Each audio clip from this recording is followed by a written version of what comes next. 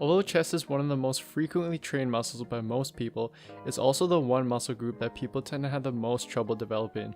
And when it comes to developing an attractive chest, symmetry becomes more important than sheer size, so it's vital that you target each portion of your chest appropriately. And we can do this by first understanding the anatomy of the chest. Anatomically, the chest is divided into two main parts: the clavicular head of the pec major, also known as the upper chest, and the sternal head of the pec major, which divides into both the middle chest and the lower chest because of the way the fibers run. Although all portions will be activated during all chest exercises, certain portions can be emphasized.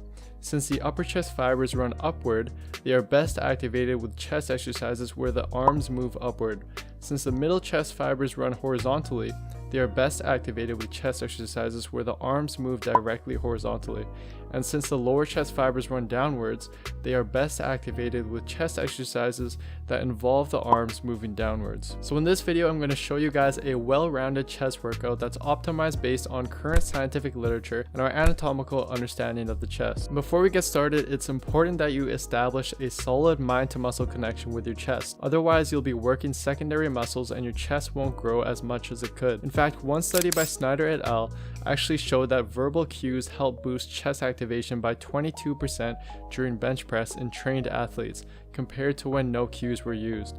Some helpful cues you can use are to depress your traps and squeeze your shoulder blades back into the bench before starting any pressing movement, and think less about pushing the weight and more about moving the weight by squeezing your biceps together and back out again during every rep, as the main function of the pecs is this exact movement.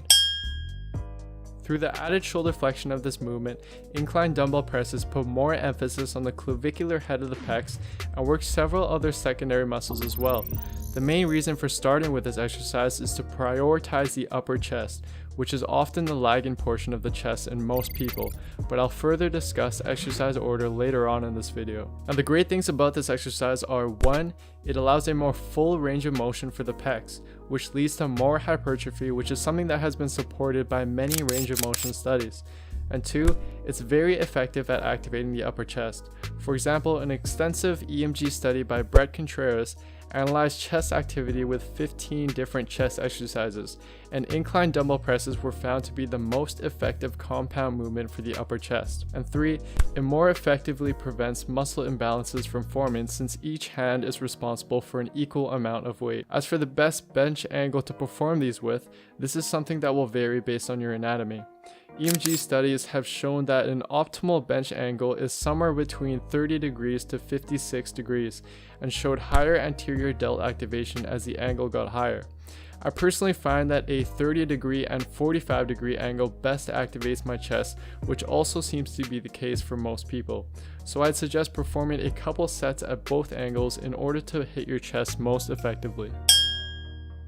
The next exercise, which is the traditional barbell bench press, is going to put the most emphasis on the middle chest and just help with building overall chest thickness. This exercise is something I had to include in this workout because of the overwhelming evidence supporting its effectiveness at building the chest. It has been shown in several studies to be the best exercise at activating the chest, and additionally, the exercise that you can lift the most weight with. Also, studies like this one by Akage et al. Also show a positive correlation between 1 rep max bench press with the size of the pectoralis major, indicating that a strong bench does indeed equate to a big chest in many cases. And regarding form, you definitely want to come down to your chest for a full range of motion, since as I mentioned earlier, this is more effective for hypertrophy than shorter ranges of motion. However, the main problem I find with the bench press is that some people respond very well to it, yet others tend to overcompensate with the delts regardless of their form and various use of activation cues, which I personally think comes down to their individual anatomy.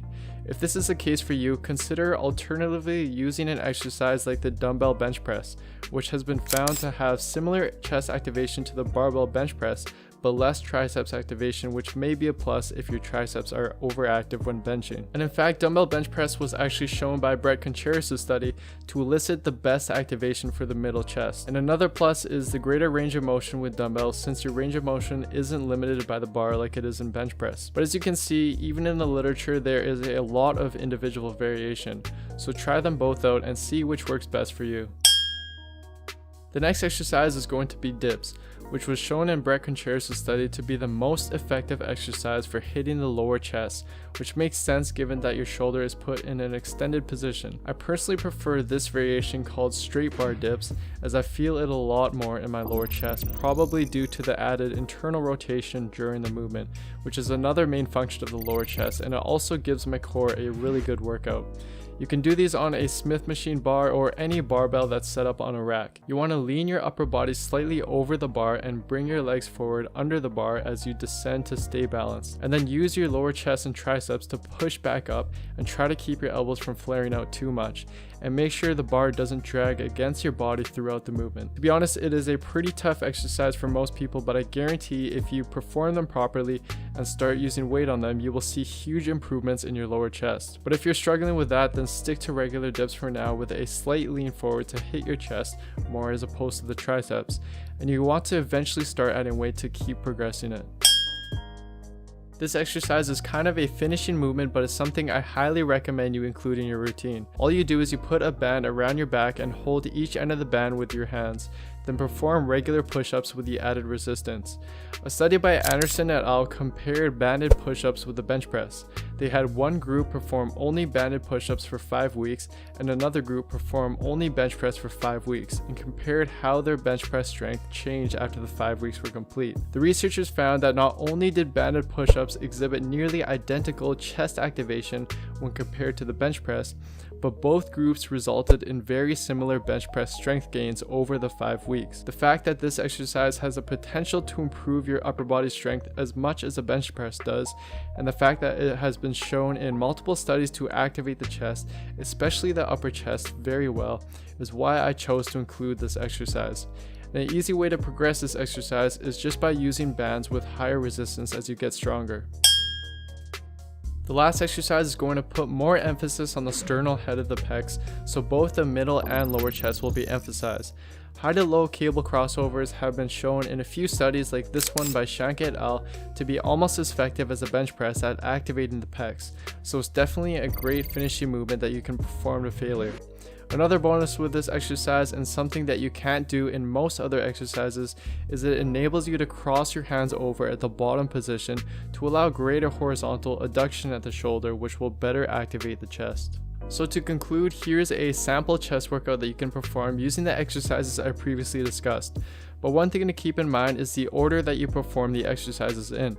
Several studies have shown a trend where lifters get better gains in hypertrophy and strength for exercises that are done early in a session, meaning you want to order exercises based on what your strengths and weaknesses are. If your upper chest is lagging, then perform the workout in this order. If your mid chest and overall thickness is lagging, then perform the workout in this order. And if your lower chest is lagging, then perform the workout in this order. This will help prioritize weaknesses and help balance out your chest more. Thanks for watching, guys. I hope you enjoyed the video. One important thing to keep note of, and something that I noticed in both my personal experience and in my review of the literature, is that there is a lot of individual variation when it comes to the best exercises for the chest.